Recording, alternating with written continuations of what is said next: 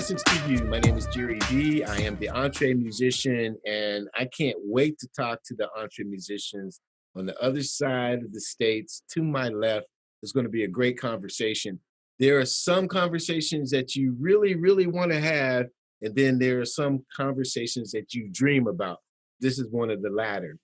I dream about the conversation with Sister Ragan Whiteside, husband Dennis Johnson, power brokers on the one. We're going to get to that in a minute, but first, I got to tell you about Vocal because they sponsor all of our conversations, all of our videos. Sponsored by Vocal, the only beverage on the planet designed to soothe, refresh, and restore your voice. If you talk all day or sing all night, Ragan sometimes sings all night when she puts her flute down. This is designed for the only instrument you cannot buy, your voice. You got to go to drinkvocal.com to learn more.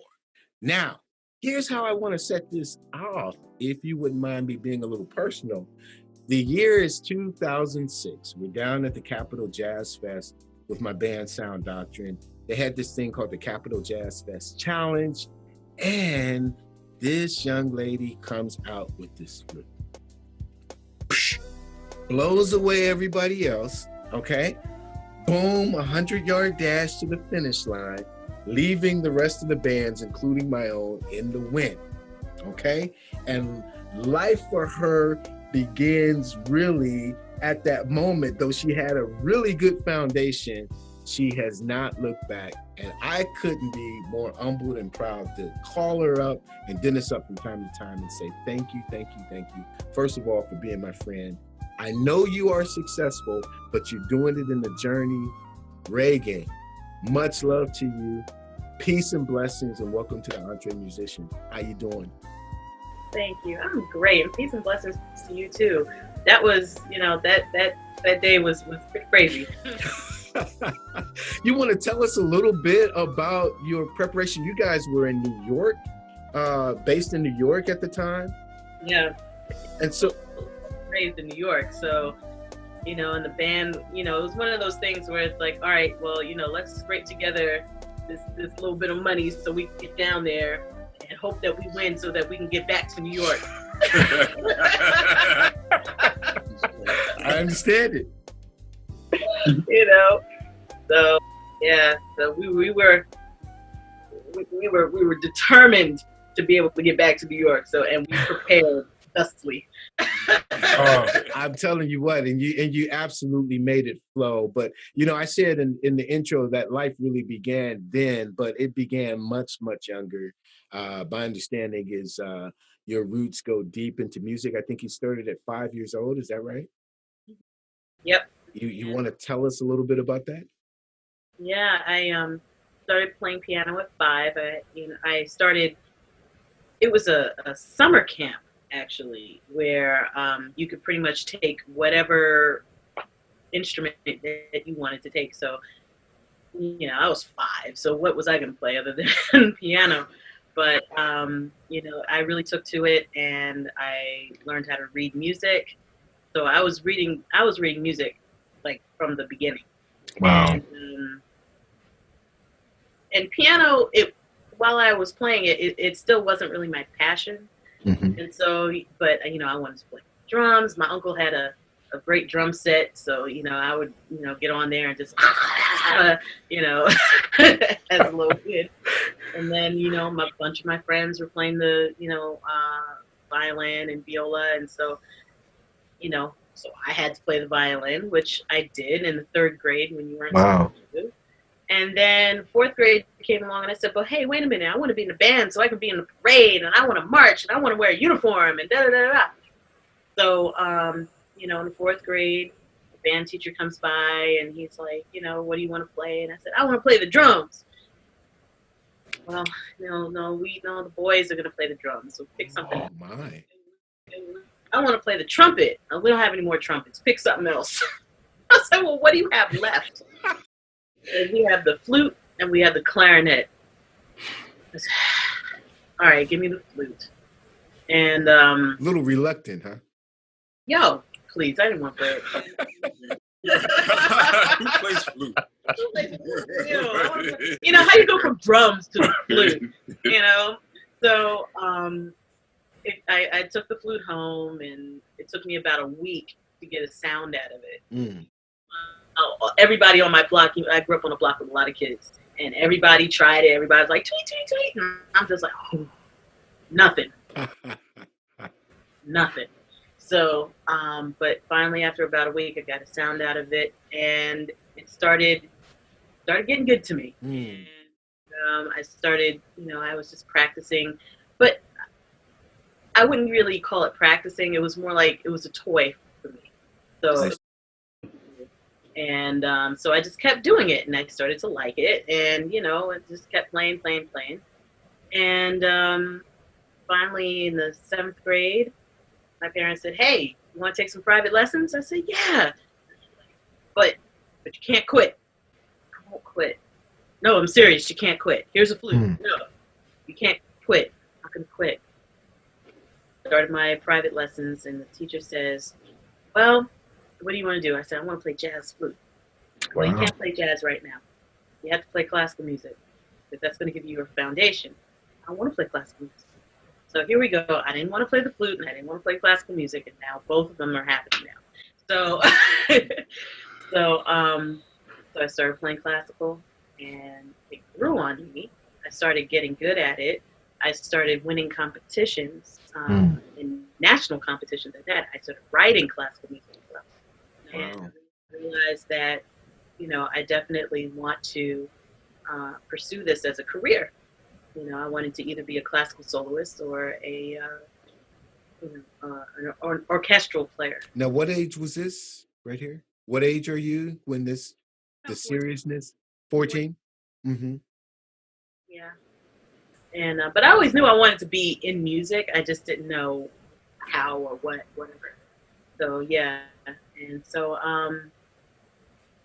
once I made that decision, and honestly, I had to make the decision whether I wanted to pursue classical music or do music theater. I was really into that too. And singing a lot. I actually was classically trained vocally as well. And so I had to make a choice. So I said, all right, well, you know what? I'll go with the flute. And took a bunch of auditions and ended up going to conservatory and doing the whole, on the path to being in an orchestra. But by senior year, my heart was not in classical music at all.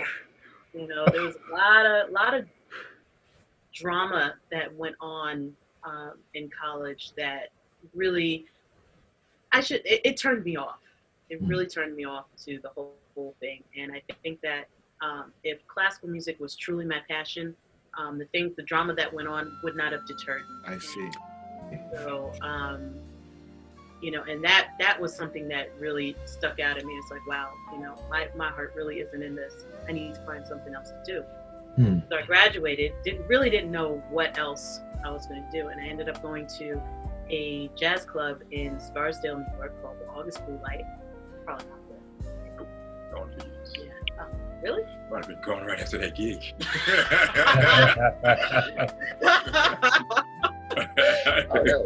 I'm sorry, I'm spilling my tea everywhere.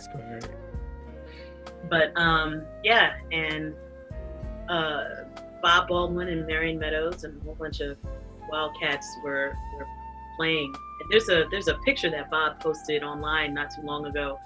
This sepia tone picture, and Ossie Davis was in it. And, it was a pretty big night, and it was that night where I decided, yes, this is what I want to do. I want to go into jazz. So I went up to Bob, and believe it or not, Dennis was in the audience that night. Oh, yeah? Dennis was in the audience, but we hadn't met yet, because he was there with his girlfriend. Uh-oh. That's a whole nother conversation. Continue, ma'am. So he wasn't checking for me. Anyway, so I went up to Bob and I said, classical player, but I want to make the transition into jazz. Will you help me? And he says, yeah, sure. I'm getting ready to go in the studio in a couple days, do this jingle for CD 101.9, which was the jazz station in New York. and why don't you come through, bring your flute, see what you can do. Wow. Yeah, all right, bet. So a couple days later, I get a call, and he says, here's the address to the studio. You can be here at 7. And I was like, oh my God, yeah. So now you were just meeting him. You didn't know him before this night. Yeah. Yeah. No, well, I met him as a kid, believe it or not. I see. Because my parents were friends with somebody else, and they were friends with him, and so I was like 10, so it didn't really count. So, but yeah, so this was really the first real, and my dad had been a fan of his for years anyway. So, this was like the real first real encounter, and so I went up to the studio and I rang the doorbell, and Dennis opens the door. Yep. The plot. Still not checking for you. Just an engineer. Just an engineer, just a producer. Let me tell you something. He wasn't checking for me for years. Ooh. Okay. Years. Plot thicken. Yeah. So so I was like, I didn't even know what to say, and I was like, I'm here to meet Bob Baldwin to do this session because you're in the right place. Come on up. Takes me up to the studio, and that night really changed the direction. You're talking about a night that changed my life. That was like serious. My life just went. Wow. And, because from there, it started 2 relationships, one with Dennis, one with Bob, and it created a new team, really. Yeah. That is still in place to this day. Amazing. And just learning from each other, inspiring each other.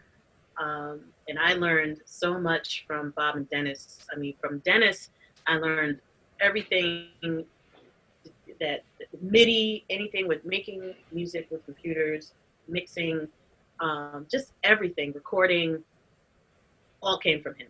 Everything. I didn't know what Logic was, period. I didn't even know it existed. And he's the master. He is. I personally call him the priest.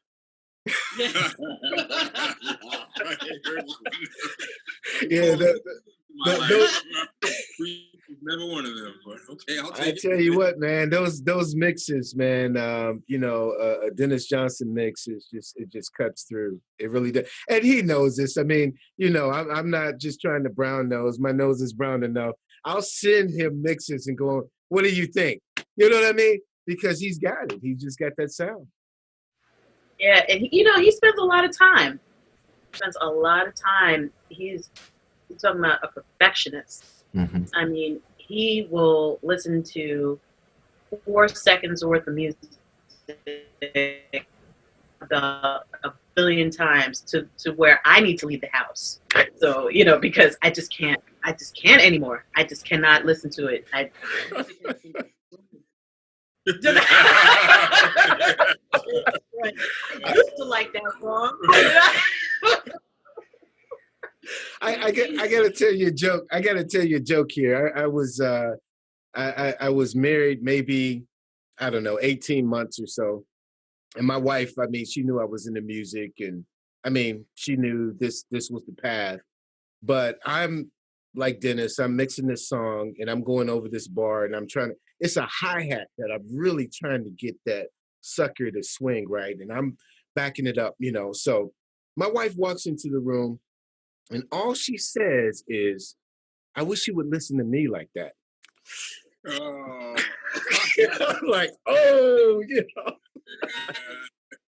oh. Solidarity, sis, but it'll never happen.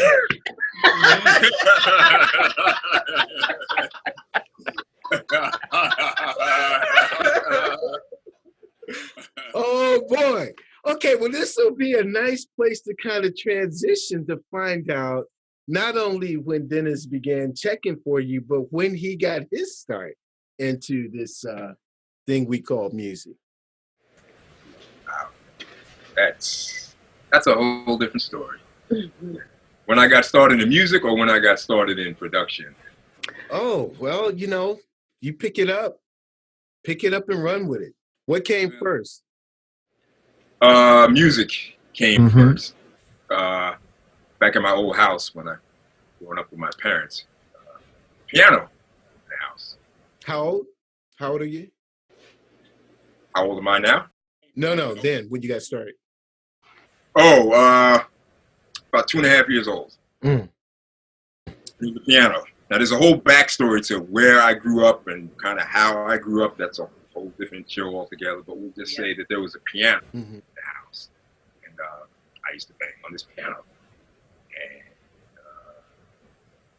the banging, I guess, turned into picking out melodies that I could just kind of hear in my head or something on the radio, and I can just always just kind of have the ability to play it somewhat.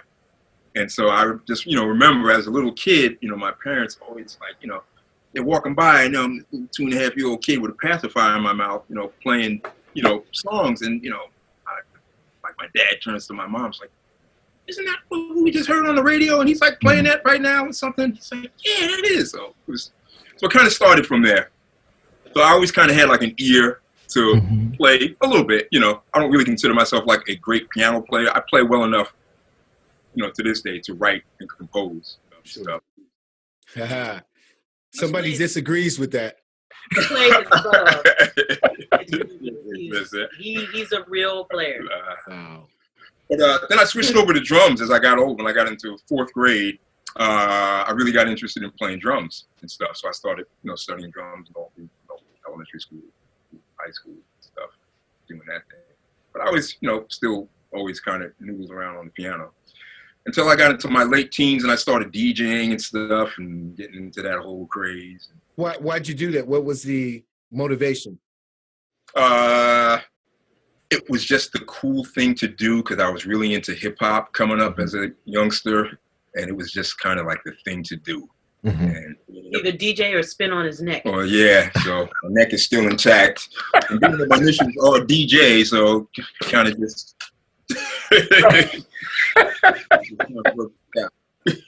I DJed for a long time, and then I slowly started, getting into doing production, learning engineering, and the whole, recording and producing, and learning how to construct songs. And how'd you do that? What was the process? Were you, did you have access to studios, or did you put together your own equipment? Or I was very fortunate. First time I was ever in a recording studio.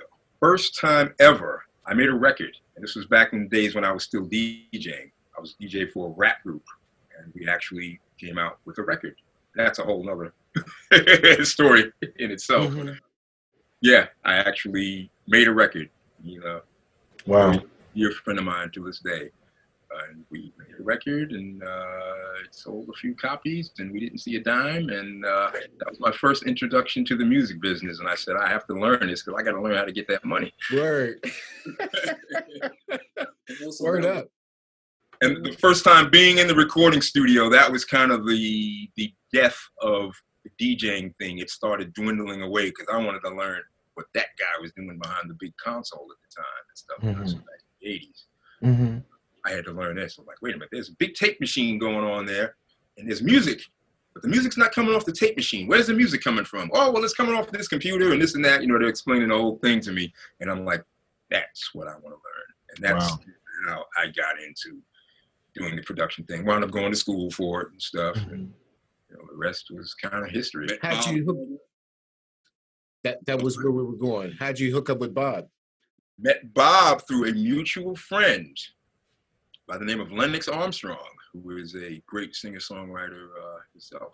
And he actually introduced me to Bob back in the early 90s, took me to his house. I got to introduce you to this guy named Bob Baldwin. You're going to dig him. He does some really cool stuff. He's a great keyboard player. Now, I already knew who Bob was because they were playing his records on CD 101.9 at the time and stuff. So I knew his name. I'm like, I know the name. And him and Marion Meadows, he's like, yeah, it's the same guy, Marion. Yeah, Bob does a lot of stuff with Marion and Will Down. He said, you got to meet him. He was right in New Michelle. You got to meet him. So I said, let's go. And he took me, and I met Bob, and genius keyboard player. It's like, wow, this guy, he had all these racks of keyboards and gear in his house and everything. I was just blown away. I'm like, wow. And he was very friendly, and he even said, he's like, yeah, so, you do music, you do beats, you do production. It's like, I got an assignment for you. Why don't you give me a nice, cool beat to this song here? And he gives me the song on cassette and stuff. This is back in the days when we had tape. Sure. And, Sure. yeah, he said, let's see if you can come up with a nice kind of groove for this thing. So you think you think you can do it? Sure. I didn't have anything in my mind, but I said sure. Absolutely. For a couple of days. I'm sorry. So anyway, so a couple of days later, I call him back and I play him this little groove I have over the phone and everything. I said, I think I got something for it, so I'm playing it for him. He's like, yeah, man, why don't you bring that thing over? Yeah, let me hear it, all my stuff. So I bring it over. Now, at the time, we both had the same sampler, the Akai S9. I had the 900. He had the 900. I'm sure you remember that.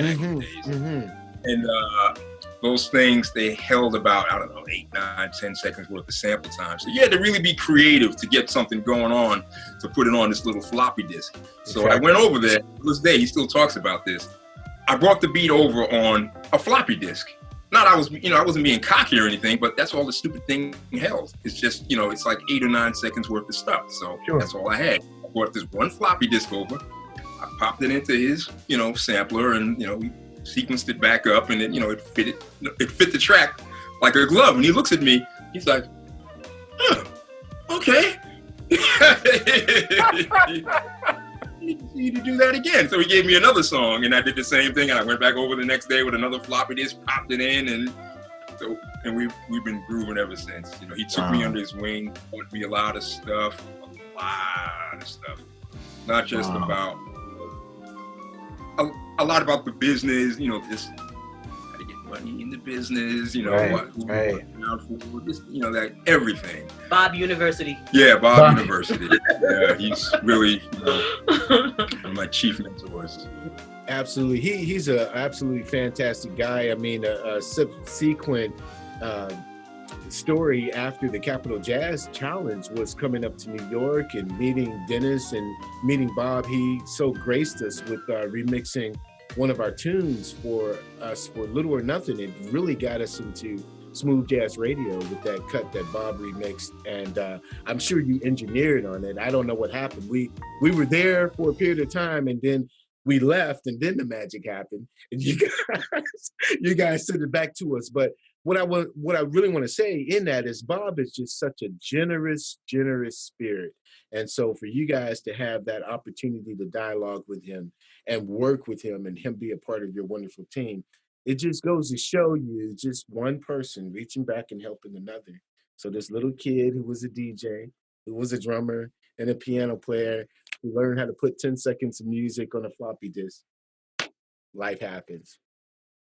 But the one thing now that I want to talk about is how you guys hooked up. So she's working in the studio, you're being a perfect gentleman, you're not checking for her, but then somehow something happened. What happened? What happened? It was actually years. It was years. Yeah, it was actually years later. I'd say at least 4 or 5 years. Yeah. That's about right. Yeah. We were cool. We were just just really just friends, and it was all business. It was just. It's what? Yeah.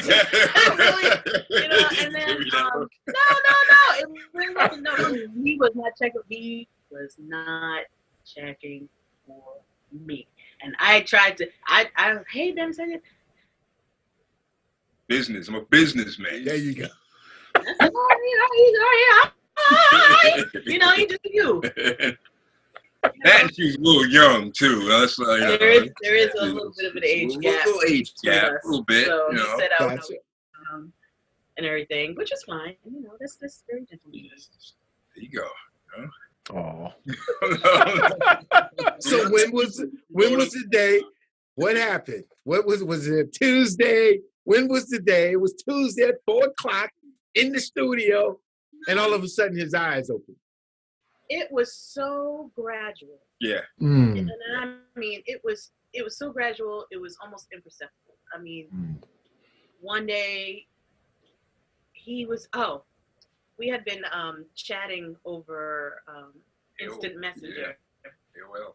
And he produced a song for somebody, and he had to go, and they were doing a video for it down in DC. So he went down there, and I was still in New York, and so, you know, and that's because we were just talking, you know, whatever, you know, while he was down there, we didn't really talk and everything, and I started to miss him. I said, damn, I miss this guy. And so I sent him a little email. I was like, hey, you back yet? And so then, like I guess, you know, when he came back, you know, and he saw that email, you know, he was like, oh. Yeah. Then I asked her out. It wasn't really a date. I just asked her. We talked about going on a bike ride. Yeah, going on a bike ride. And long story short, I'm not going to go into the details, but I asked her. No, you asked me. No, well, you told. Okay. I love it. I love it. There's a trail in Westchester County, the Aqueduct, and it goes from Westchester all the way down into the Bronx. And so, and it's one of those natural trails. You got to have a mountain bike, whatever, to go down there because it's not paved. And I was like, man, I would love to try to do that and everything. And this one goes, because he says, well, why don't you get your man to take you on a bike ride?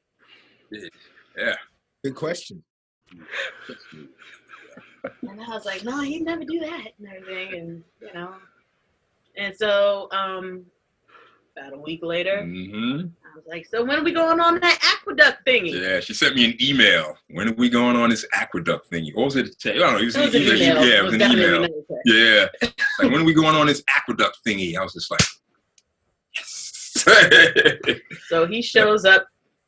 He comes to pick me up. He went and bought a bike rack. Bike rack, yeah. That he didn't even know how to I didn't work know how to it. put this stupid thing on the car. I had to get my brother out there to help me get this thing on. I was like, Ernie, got to get me, help me out with this thing. just to show you how like not a date this was. Okay, so he comes over. I was still living with my parents at the time, and so we're getting ready to go. My mom comes running out of the house, talking about, don't forget your helmet. And I was just like, come on, all the cool, any little bit of cool points I had gone. It's like, Ma! That was the first time I met her mother. Yeah. And so, wow. So we went on this bike ride, and then the bike ride turned into dinner. Yeah. And then we were cool. We were just cool. We started hanging out. We were just cool. We were like road dogs. Yeah. Wow. And then the road dog turned into,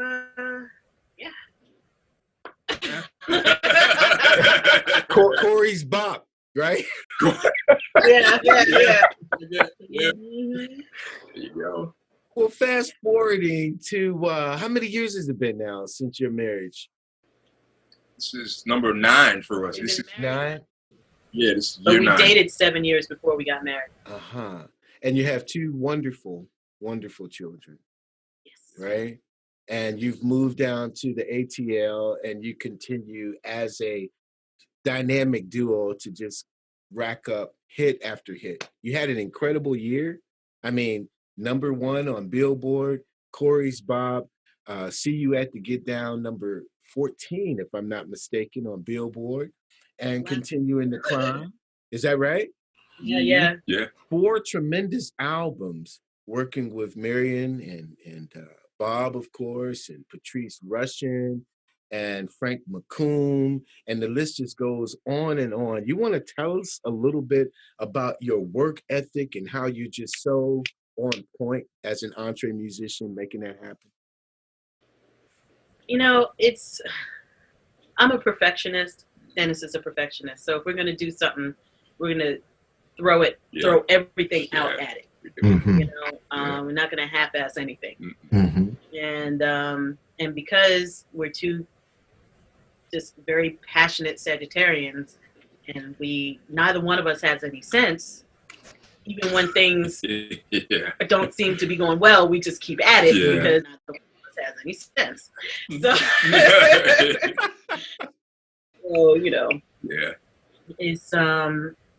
it's gotten way more difficult now, with kids and but we still make it. We still make it work. When there's a will, there's a way. So absolutely. And so, with respect to that, I always ask this question: what do you tell the young Ragan coming up, who has her flute in her hand and she's going, "I want to do what you're doing"? What do you say? Just keep at it and don't stop. Because really, at this point, it's just the only reason why I think that we're able to see this here is because we never stopped. Yeah. You can't stop the growth. You can't, stop practicing, because that's really all it is. It's all about growth. And the more you grow, eventually somebody is going to take notice and say, hey, we want to listen to you. We want to put you on. We want to da-da-da. So, but if you stop, you stop the growth and that's it. Understood. Now, with respect to your 4 albums, are you in the process of, we're fresh into 2019. Is there another project coming out, a tour we should be looking for?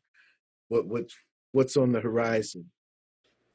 Well, we're definitely working on another project. Yes. It'll be out this year. Yeah. Excellent. Excellent. You got a title for it? No title yet. We're still trying to decide whether it's going to be a full album or just like an EP. Gotcha. Figure that out. Yeah, but, and it'll just be timing in terms of that, Yeah. Because we definitely want something out this year. Yeah. We're going to get something out this summer if we can help it. At least a single out by the summer. I think the last time we talked together, you were telling me that Corey's Bop came about from you cutting the grass in the backyard. Is that right? It's a true story. I was in the backyard cutting the grass, hot Atlanta, it's hot. Yeah. But you still got to cut that grass. Right. So I'm back there just mowing away. I got a push mower, I don't have a riding mower yet. It's coming though. Yeah. And I just, I was in the backyard just cutting, and I just kept hearing this melody in my head just over and over. I just kept hearing it.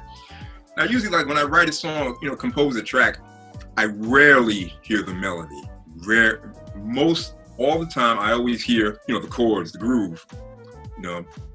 This time I heard the melody. I just kept hearing it over and over and over. Wouldn't go away.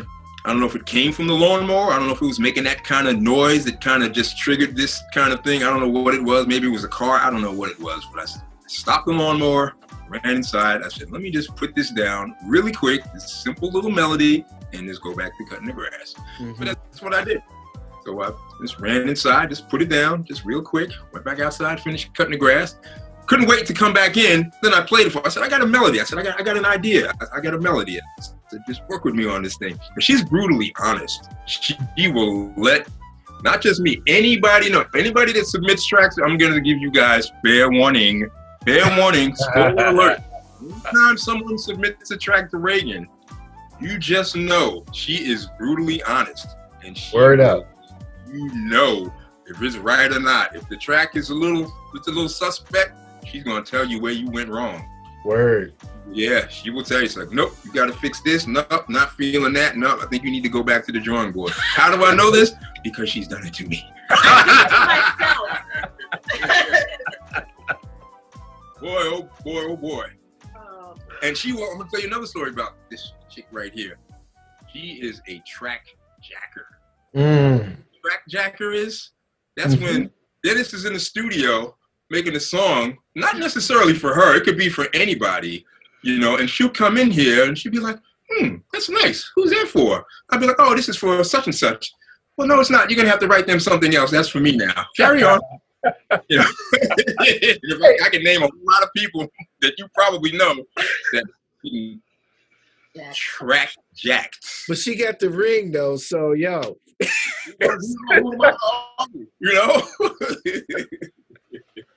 It's out the door. And here's something that really is crazy about these type of conversations, because a half an hour like flies by so fast. And you know, so you guys got to come back at some point to do this again, you know, because I don't know what happened at the time. We were just having fun, but it happens all the time at the EntreMusician, because we dialogue, we network with, we get to the meat and potatoes of who the people are, not just the standard question. You guys were wonderful. Absolutely. So can you pinky promise another time before, you know, we get out of February that we got to do this again? We'll do it again. We shall do it again. As long as that equipment is working on your end, we'll do it again. Don't get me started now. You're Sagittarius too, right? You are. Yes. So yes, world, we did have a few technical difficulties. Since I'm out there now, third time's a charm, though.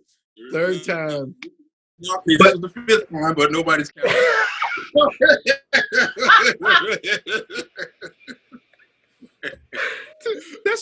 That's where the time went. The time went on the insults. But check it out. This is Ragan Whiteside. You can check her out at RaganWhiteside.com. Excellent musician. She's done it all. I want to say that Dennis is the wind beneath her wings, but vice versa. As you can tell, they are a dynamic duo. I'll say it here, Jay-Z and Beyonce ain't got nothing on these two on the jazz tip, because they absolutely bring it. Go to her website, check her out. Make sure if you're anywhere near Atlanta or otherwise, you will see Ragan Whiteside on stage, getting it on. See you at the Get Down. This is the single that's riding the charts, so you want to make sure you call your radio station, XM Radio, everybody, and say, yo, that's what's up. My name is Jere B. I am the EntreMusician. So is Ragan. So is Dennis. So are you. We will see you next time. Peace and blessings.